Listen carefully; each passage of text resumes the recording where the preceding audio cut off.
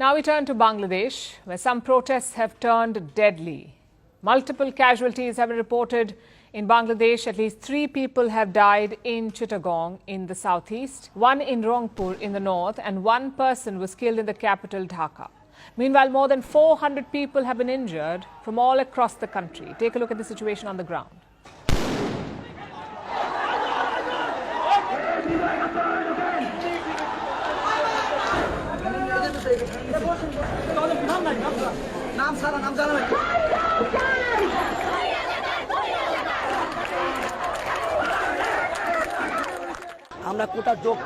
We demanded rational reformation of the quota system.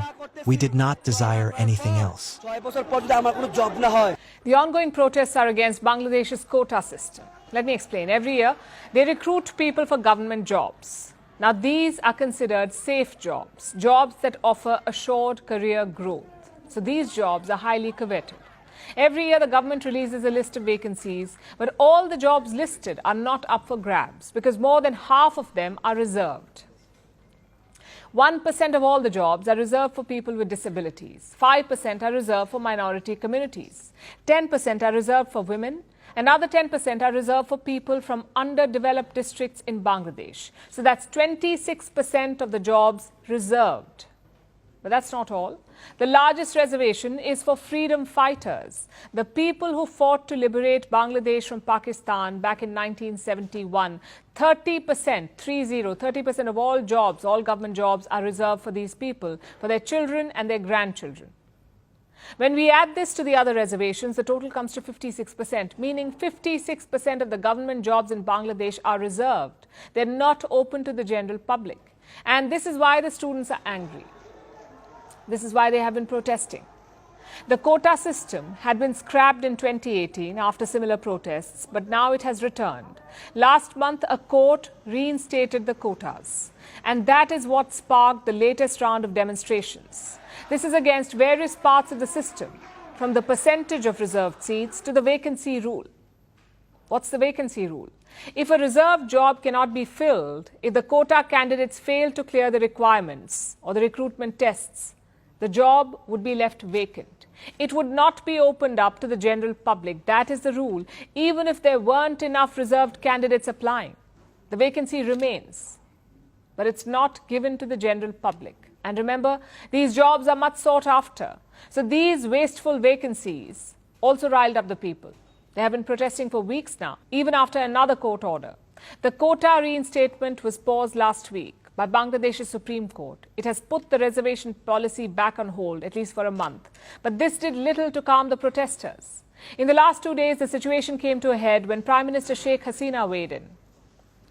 She took a dig at the protesters. She used the word Razakar while talking about the protests. And this did not go down well with the protesters because Razakar is a taboo term in Bangladesh. It describes the people who collaborated with Pakistan during the 1971 War of Independence. It effectively means traitors, Razakar. So when the protesters heard this, they were enraged. They took to the streets and chanted slogans.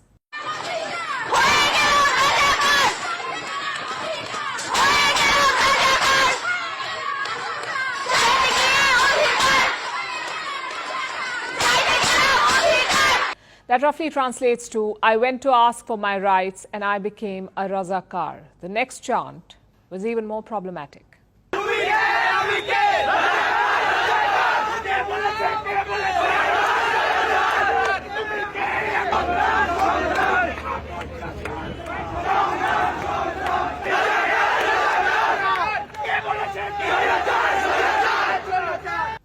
They're saying we are Razakars, the government has said so.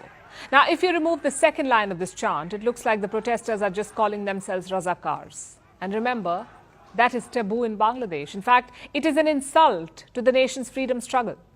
So you can imagine the reaction. There was a lot of anger from politicians who only heard the first part of the chant. What followed was a wide range of condemnations and threats. But the worst was this. From the General Secretary of Pakistan's ruling party, he said that the party's student wing would make the Razakars pay. Not the police, not the military, but the ruling party's student wing. This threat was issued yesterday, and that's when the violence escalated. আমরা হচ্ছে ওখানে মিছিল We were rallying, and suddenly the ruling party student wing attacked us in front of Bijoy Ekattor Hall first. ওখানে কিছুক্ষণ Then we were coming towards the Vice Chancellor's house when we were stopped there.